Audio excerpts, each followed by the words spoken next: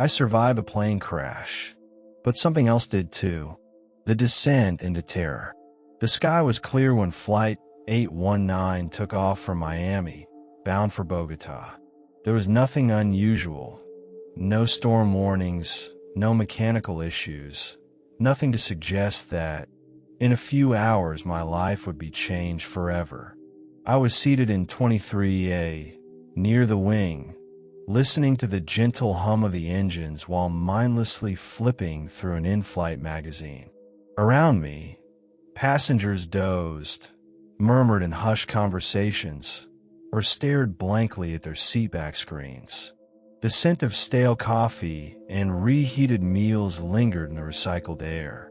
It was just another uneventful flight, until it wasn't. The first sign of trouble came with a sudden jolt, like the plane had hit an invisible wall. A collective gasp rippled through the cabin. The lights flickered. A voice crackled over the intercom, calm but urgent. "Ladies and gentlemen, we are experiencing unexpected turbulence. Please fasten your seatbelts." The turbulence intensified. The plane shook violently, overhead compartments popping open as bags tumbled onto passengers. A woman screamed as her coffee splashed across her lap. The aircraft tilted sharply to the right, sending a wave of nausea through my stomach. Then the power cut out. Darkness swallowed the cabin. Only the eerie glow of emergency exit signs remained. A chilling silence settled for half a second before the plane took a sudden, gut-wrenching plunge. Screams filled the air. The force of the descent pinned me to my seat.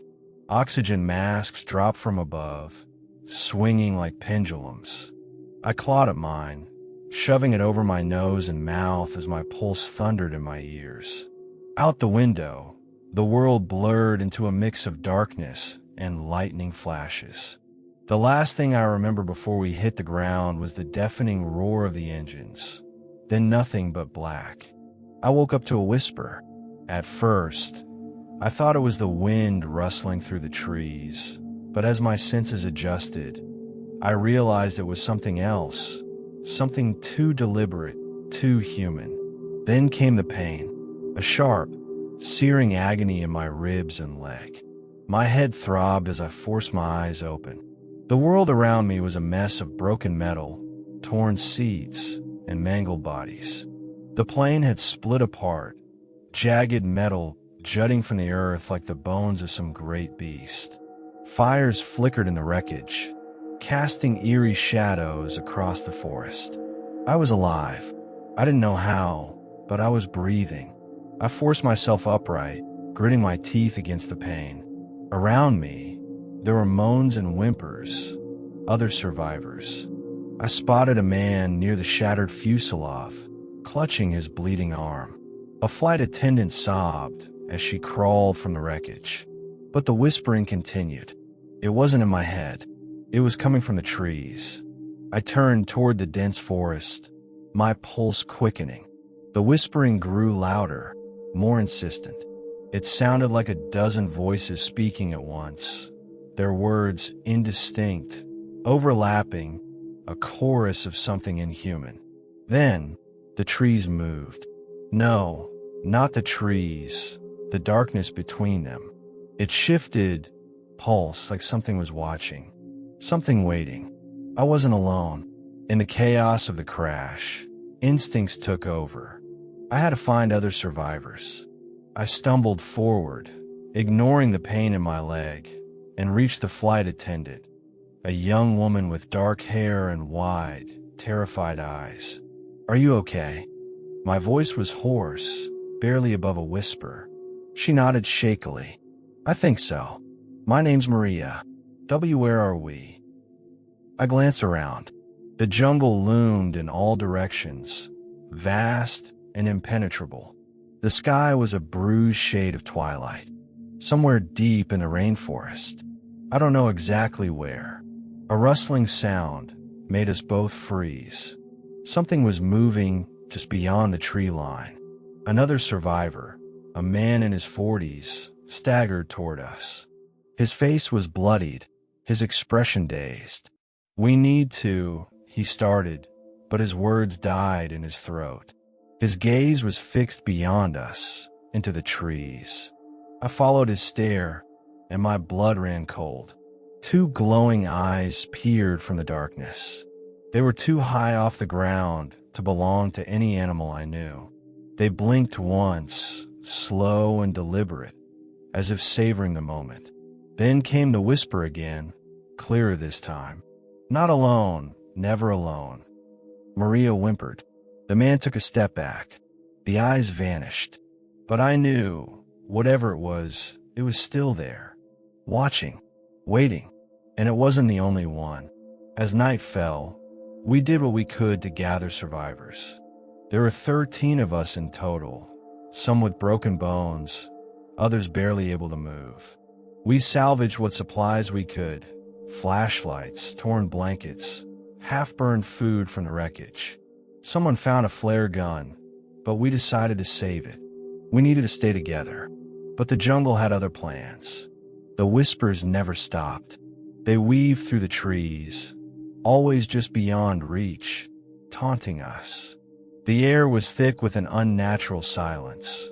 No insects, no birds, only that low, ceaseless murmuring.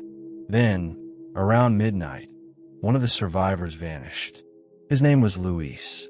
One moment, he was sitting near the fire, muttering prayers under his breath. The next, he was gone. No scream, no struggle, just gone. We searched the immediate area, calling his name, but there was no sign of him. Only a set of footprints leading into the trees, and beside them, something else. Not human, not animal. Clawed, deep. Something had taken him. Maria clung to my arm, her breath coming in quick gasps. "We can't stay here," she whispered. "We have to move. Now." I wanted to tell her she was right, that we could escape. But as I looked into the darkness, into the shifting, living shadows between the trees, I realized the truth.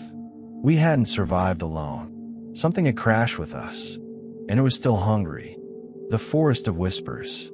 Luis was gone. One moment, he had been there, sitting near the fire, murmuring prayers under his breath. The next, he had vanished into the jungle without a sound. We should have heard something. A struggle, a scream, anything. But there was only silence. A deep, unnatural silence that pressed against my skull like a vice. The jungle wasn't empty. It was listening. Maria clutched my arm, her fingers trembling. "We can't stay here," she whispered, voice barely audible over the crackling fire. "It took him. Whatever that thing is, it took him." The other survivors sat motionless, staring into the black void of the trees. No one spoke. No one argued. We all felt it. We were being hunted. We moved at dawn. The jungle stretched endlessly in every direction, an impenetrable maze of towering trees and tangled vines. There was no way to tell which direction led to safety. We had no map, no radio, and our only working compass spun wildly, useless. The crash site was dangerous, but leaving it felt just as suicidal. The wreckage provided some sense of security, a tangible reminder that we weren't supposed to be here. But whatever had taken Luis, whatever had been whispering to us since the moment we woke up, was still watching, and it was getting closer. We packed what little supplies we had: a few water bottles, half-burned rations, and the flare gun. A man named Richard, a former paramedic, helped wrap my injured leg with torn fabric from a seat cushion. It throbbed with every step, but I pushed forward. We all did, because the alternative was worse. The deeper we went, the stranger the jungle became. The air felt wrong, heavy, like we were walking through something unseen, something ancient. The trees were twisted, their roots gnarled into grotesque shapes. Some trunks bore deep, jagged scratches, as if enormous claws had raked through them. And then there were the bones. Not human. At least, I didn't think so. They were scattered among the undergrowth, half buried in the dirt. Rib cages too large for any jungle animal I could name. Skulls that didn't belong to anything I had ever seen before. Some still had scraps of rotted flesh clinging to them. Maria stopped suddenly, pointing at one. That's not an animal. She was right. Near the edge of a clearing, half hidden by vines, was something that made my blood run cold. A human skull. Not old, not weathered. Fresh. The others gathered around it in silence. No one needed to say what we were all thinking. We weren't the first people to end up here, and we wouldn't be the last. By midday, the heat was unbearable. Sweat dripped from my brow as we trudged through the undergrowth, hacking away at vines with a jagged scrap of metal salvaged from the wreck. The whispers had faded, but an eerie stillness remained. Then we found the markings. Carved into the trees were strange symbols, spirals, crosses, and something resembling an eye. Some had dried blood smeared over them. They weren't random. They were warnings. "I don't like this," Richard muttered, wiping sweat from his forehead. "We need to turn back." "We can't," Maria whispered. "There's nothing to turn back to." A sudden rustling stopped us in our tracks. The jungle was still. Too still. I turned slowly, heart hammering in my chest. At first, I saw nothing, just the dense wall of trees. But then I noticed it. Something was standing between the trunks. Tall, unmoving, almost human-shaped, but wrong. Its limbs were too long. Its head tilted at an unnatural angle, watching us. The moment my eyes locked onto it, the whispers returned. Louder this time. "Leave, leave, leave." A sharp crack shattered the silence. A branch broke, then another. The thing in the trees was moving, and it wasn't alone. We ran. Branches tore at my skin as I pushed forward, ignoring the searing pain in my leg. The jungle blurred around me, vines snapping underfoot. The whispers swelled, overlapping, rising to a deafening crescendo. Behind us, something crashed through the trees. Not running, hunting. I heard Maria scream. Someone else tripped and fell, but I didn't dare stop. The air was thick with the scent of damp earth and something foul, something rotten. Then, the ground disappeared beneath me. I tumbled forward, rolling down a steep slope, pain exploding across my body. My vision blurred as I hit the bottom, gasping for air. When I looked up, I realized we weren't in the jungle anymore. We had fallen into a clearing, and at its center, half buried in the dirt, was something impossible. A second plane, older, rusted, consumed by vines. But the logo on its tail was unmistakable. Flight 819. Our flight. The exact same plane we had crashed in. Maria stumbled beside me, staring in horror. That's not possible. Richard stepped forward, voice barely above a whisper. "What the hell is this?" I didn't have an answer, because as we stood there, trying to comprehend the impossible, the whispers turned into something else. Laughter. Soft. Mocking. Inhuman. And then, a single, blood-curdling scream from the jungle. Someone else had just been taken, and we were next. The forgotten graves. The rusted wreck of Flight 819 loomed before us, half swallowed by the jungle. Vines strangled the fuselage, creeping through shattered windows like skeletal fingers. The once pristine metal exterior was corroded and broken, as if it had been here for decades. But that was impossible. We had crashed less than 24 hours ago. Maria trembled beside me, gripping my arm. This doesn't make sense. Richard stepped forward, brushing away the dirt, encrusting the plane's faded logo. "It's the same flight number," he murmured. "The same model." His voice was barely above a whisper. "It's our plane." I swallowed hard, my mind struggling to process what I was seeing. This wasn't a wreckage from an older crash. This was our plane, as if we had been here before, as if this had happened before. A sharp snap echoed from the trees, sending a jolt of terror through my spine. The jungle wasn't silent anymore. It was waking up. We weren't alone. Maria was the first to move, pulling me toward the plane's broken entrance. "We need to get inside." The others hesitated, but when the whispers returned, low, murmuring voices weaving through the trees, they followed. The inside of the plane was worse. Decay had taken over everything. Seats were torn, covered in mold. Overhead compartments sagged, some broken open, revealing long-rotted luggage. The floor was littered with debris, old food trays, shattered glass, torn safety manuals, and bones, scattered across the aisles, slumped in seats, hanging half out of the cockpit. Human remains, picked clean. Some still had tattered clothing clinging to them. One skeleton sat where a flight attendant would have stood, its skull tilted unnaturally, as if it had been watching over the dead passengers for years. Maria covered her mouth, suppressing a sob. "Oh my God." Richard knelt beside one of the remains, his face pale. "These people." His fingers traced the remnants of a seatbelt. "They died exactly how we should have." I realized what he meant.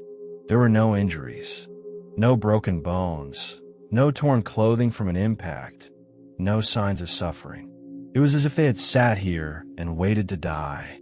The whispers grew louder, curling through the cabin like smoke. The voices weren't in English anymore. They were in Spanish. Maria turned, her eyes wide. "They're saying..." She hesitated, as if she couldn't believe the words. I grabbed her arm. "What? What are they saying?" She swallowed hard. "They're saying..." It always comes back. A metallic groan rattled the plane. The walls shifted. The bones moved. And then, from somewhere deep within the wreck, something answered the whispers. A long, drawn-out breath. Something was waking up. I grabbed Maria and stumbled back toward the exit. "We need to go. Now." The others barely hesitated. We scrambled through the broken fuselage, Richard leading the way. The moment my feet hit the jungle floor, the air changed. It wasn't just humid anymore. It was thick, wrong. The trees looked different. The sky was darker. The jungle had changed. And then we heard it. A scream. Not a human one. Something deep. Low. A guttural, gurgling noise that seemed to vibrate the air itself. We turned in unison. At the far end of the clearing, something stepped out of the trees. It was tall, impossibly tall. Its limbs were elongated, its body covered in black, tar-like flesh that seemed to shift and ripple. Its head was misshapen, featureless except for a gaping, vertical mouth that split open slowly, as if tasting the air. Then, it took another step, and another. Maria choked back a sob. That's what took Luis. I didn't doubt it. The whispers returned, but this time, they weren't just surrounding us. They were inside our heads. A voice, cold and ancient, slithered through my mind. "You do not belong here." I staggered back, gripping my temples. The voice wasn't a warning. It was a statement. Maria yanked me toward the jungle. "Run." We bolted. The trees moved as we ran. They weren't shifting physically, but the jungle itself was warping around us. The path we had taken before was gone, replaced by thicker vines, deeper shadows, and impossible turns. Something was changing the landscape. Something didn't want us to leave. Behind us, the thing in the clearing didn't chase us. It walked. Slow, deliberate, unhurried, like it knew we had nowhere to go. We ran until we collapsed. Our bodies gave out before our fear did. Maria gasped for air, her face drenched in sweat. Richard doubled over, hands on his knees. The jungle was silent again, but the whispers never stopped. I turned in a slow circle, trying to get my bearings. Where the hell are we? Then I saw them. Graves. Dozens of them. Maybe hundreds. Some were marked with wooden crosses, others with stones. Most had no markings at all. Maria wiped her forehead with the back of her hand. These weren't here before. Richard knelt beside one, brushing away the moss. His face went pale. Oh my God. I moved closer. At first, I didn't understand. It was just a piece of wood, scratched and weathered. But then I saw the name. My name. The grave had my name on it. I jerked back, my stomach lurching. No, that's... Maria let out a strangled sound. She had found another. Her name. Richard stumbled to his feet, shaking his head. This isn't real. It can't be real. I turned to him, terror clawing at my throat. His grave was right behind him. I opened my mouth to warn him, but something stepped between the trees. Not the tall creature, not the whispers. Luis. He stood at the edge of the clearing, eyes black and empty. His face was blank, expressionless. His arms hung limply at his sides. Maria's breath hitched. Luis. He didn't respond. Then his mouth moved, but the voice that came out wasn't his. You do not belong here. The jungle shuddered, and then the graves began to open. Dirt shifted. Fingers twitched. Something was climbing out, and they all looked like us. The ones who came before. Luis stood motionless at the edge of the clearing, his blank, blackened eyes locked onto us. His mouth hung slightly open, but his lips weren't moving. The voice that came from him wasn't his. You do not belong here. The jungle seemed to breathe with those words, the air thickening, pressing against my skin like unseen hands. And then, the graves opened. The soil cracked and crumbled, skeletal hands clawing their way to the surface. Bodies, half-rotted, sunken-eyed, and too familiar, began to rise. I took a shaky step back, heart pounding against my ribs. They looked like us. I saw my own face staring at me from one of the figures, its skin pale and decomposed, its lips curled into a sick parody of a smile. Maria whimpered beside me. No, this isn't real. This isn't real. Richard turned on his heel. We have to run. But Luis's corpse tilted its head at us, and suddenly, I couldn't move. Neither could Maria. Neither could Richard. A force, something unseen, held us in place, and the graves kept opening. I couldn't breathe. My lungs felt constricted, as if invisible fingers were tightening around my throat. The whispers were louder now, swirling through my skull like a chorus of voices speaking in unison. You were never meant to leave. The corpses took slow, jerking steps toward us. Their feet barely disturbed the dirt. Their sunken eyes never blinked. And then, they spoke. My corpse smiled. Welcome back. Richard's decayed double twitched violently, its bones cracking as it lurched toward him. You should have stayed on the plane. Maria let out a strangled sob as her own rotting self whispered. The cycle never ends. I clenched my jaw, forcing myself to move. I had to move, and then, with a shuddering breath, I did. The invisible force gripping me broke. I didn't think. I just grabbed Maria's wrist and ran.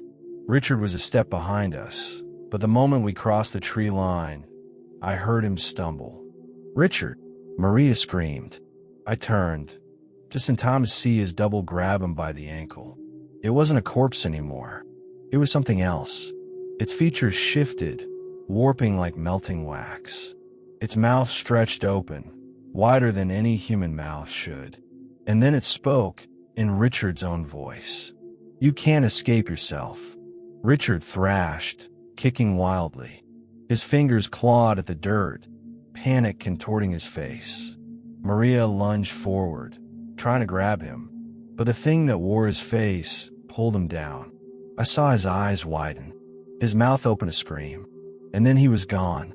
The dirt swallowed him whole. Maria shrieked, falling to her knees. But the jungle didn't care. The graves were still opening, and something bigger was coming. We ran. This time, we didn't stop. The jungle warped around us, the trees twisting, their branches reaching out like skeletal hands. The whispers didn't fade. They turned into screams. And beneath those screams, something laughed.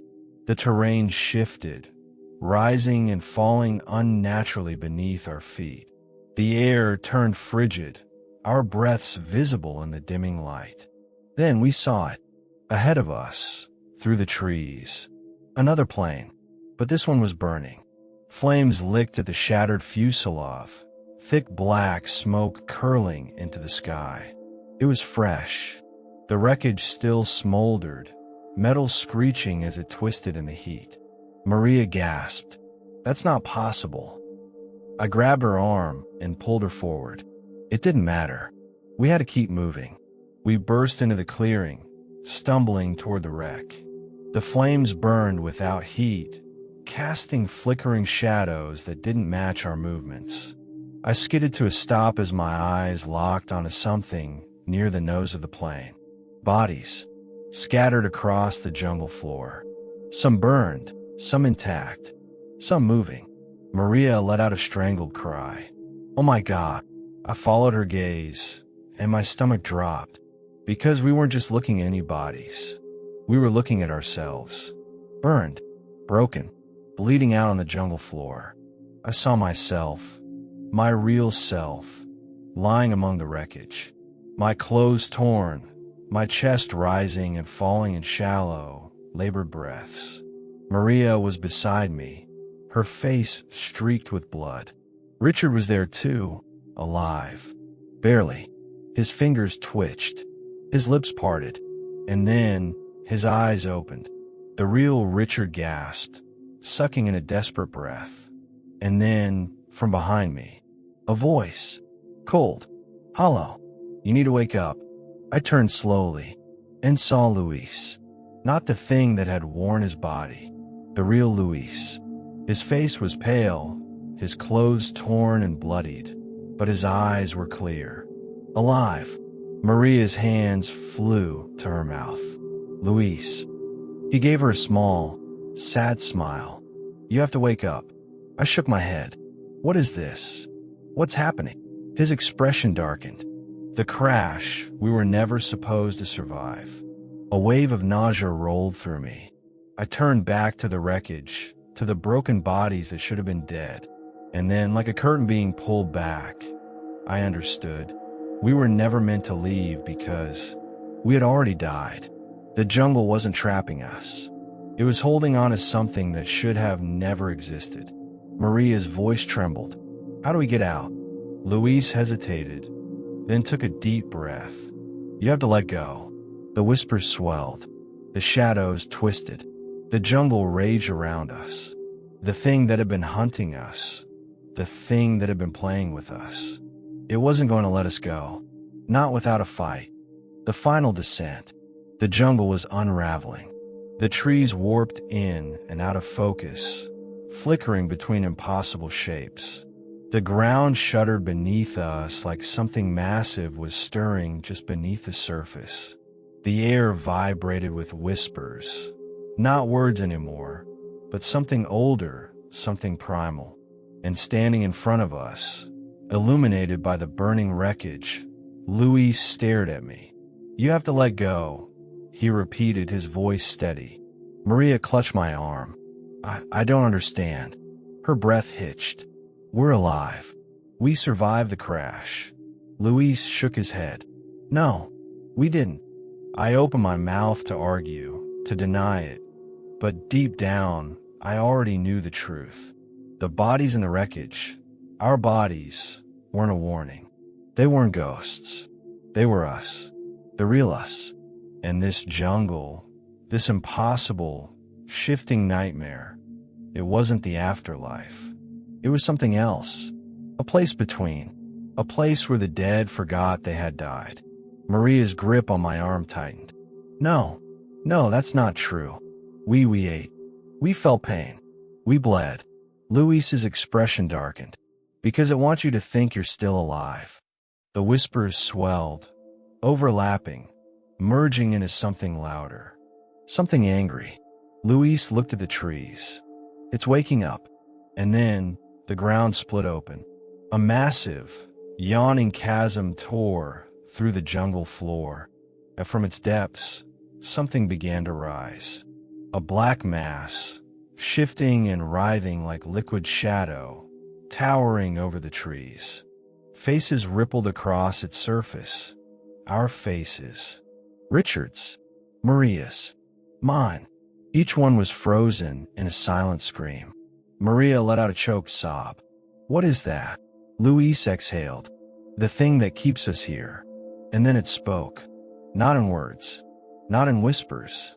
But directly into my mind. You belong to me. The world buckled. The trees shattered. The sky cracked open, revealing only darkness beyond. And I realized it wasn't going to let us go. Not willingly. Maria screamed as the thing lunged. I yanked her back just as a black tendril slammed into the ground where she had been standing. The earth splintered, vines curling upward like veins, reaching for us. We have to go. I grabbed Luis's wrist, pulling him forward. No, he said, his voice sharp. Running won't work. You have to fight it. I turned, horrified. How the hell do we fight that? Luis pointed toward the wreckage, toward our bodies. You have to remember, he said. Remember what happened. Remember how you died. Maria shook her head frantically. No, I don't. But then, her breath caught. Her eyes widened. And I saw it. Realization dawning in her face. She remembered. The way the plane had lurched in the storm. The way the oxygen masks had dropped. The way the fuselage had torn open. I squeezed my eyes shut. I remembered too. The blaring alarms. The deafening roar of the wind. The feeling of weightlessness as my seatbelt snapped. And the moment the ground rushed up to meet us. A crash that never should have left survivors. And suddenly, everything changed. The jungle shuddered. The thing reeled back. Because now we knew. We knew the truth. And this place, this prison, couldn't hold us anymore. The thing shrieked, an ear-piercing, inhuman sound that sent cracks spiderwebbing through the sky. The world fractured. The trees twisted violently. The wreckage burned away. The ground collapsed inward. And I was falling. I woke up. The world was blindingly bright. My lungs burned as I gasped, sucking in sharp, freezing air. Pain exploded through my body. I was lying on my back, my skin sticky with blood. My vision swam as I tried to move, my limbs screaming in protest. A dull ringing filled my ears. And then, a voice. Hey, over here. We got another one. Shadows moved above me. Figures. People. Rescuers. Maria's voice. Weak. Alive. Oh my God. We made it. I turned my head, my movement sluggish. She was beside me. Real. Breathing. And then I saw Richard. Lifeless. Still trapped in the wreckage. My stomach twisted. My throat tightened. He didn't make it. The jungle had taken him. A hand touched my shoulder. One of the rescuers. You're okay, he said. You're safe now. But I wasn't listening anymore. Because standing at the edge of the wreckage, watching us, was Luis. His clothes were still torn and bloodied. His expression unreadable. But he wasn't real. I knew that now. Because Luis had never made it off the plane. His lips curled into a small, knowing smile. And then, without a sound, he vanished. Like he had never been there at all. Epilogue. The rescue team took us to a hospital. They told us we were lucky, that we had been missing for 5 days. They said it was a miracle we survived. But Maria and I knew the truth. We hadn't survived. Not really. The jungle had let us go, but only because we had forced it to. And sometimes in the dead of night, I wake up gasping for air, feeling the jungle around me, hearing the whispers in my skull. Because I know, deep down, it's still there, still waiting. And one day, it will come back for me. The end.